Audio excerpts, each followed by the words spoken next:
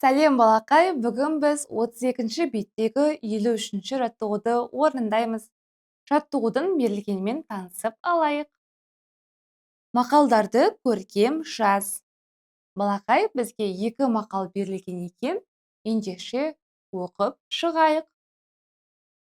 Әдепті бала арлы бала, әдепсіз бала сорлы бала.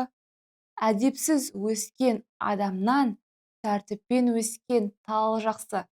Балақай, бұл мақалдар не жайлы айтылған екен?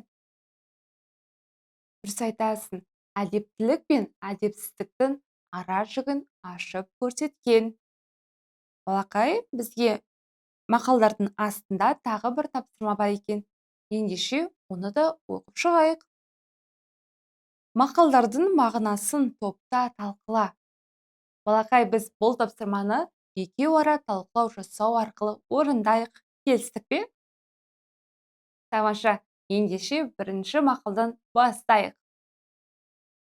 Әдепті бала арлы бала, әдепсіз бала сорлы бала.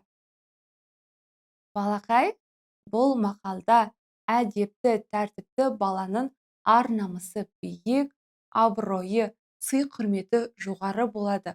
Ал тәртіпсіз, тәрбиесіз баланың өзінің ортасында, қоғамда ешқандай сый-құрметі болмайтындығы жайлы айтылған. Келесі мақал.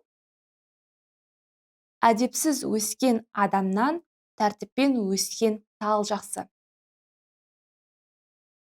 Тәртіпсіз, тәрбиесіз адам қоғамға, өзінің жанындағы адамдарға жақсылығынан гөрі зиянын, жамандығын көп тигізеді.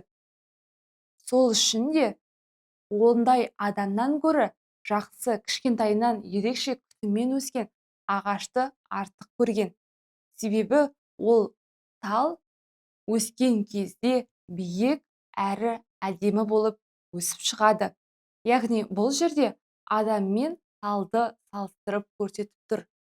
Адам да кішкентай кезінен ақылды, тәрбиелі болып өссе, өскен кезде үлкен азамат бола алады. Ал тәртіпсіздік адамды мүлдем жоғарға қарай өсірмейді, керісінше өшіреді. Осы нәрсені сен есіне сақтап ал. Балақай, біз талқылау жұмысын жасадық. Енді дәптерімізге көшіріп жазуды бастайық. Әдепті бала арлы бала, әдепсіз бала сорлы бала. Жазып бастайық.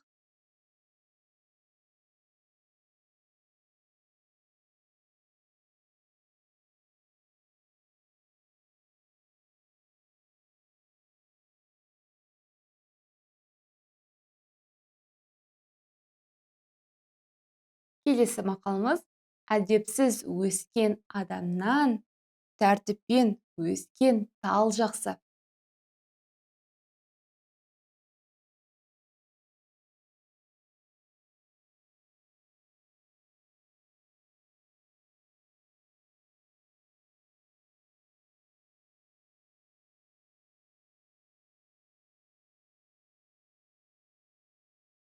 Балақай, бұл мақалдарды сен жаттап ал.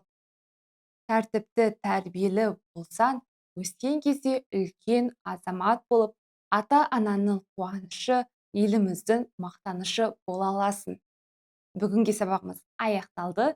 Келесі сабақта кездескенше сау бол.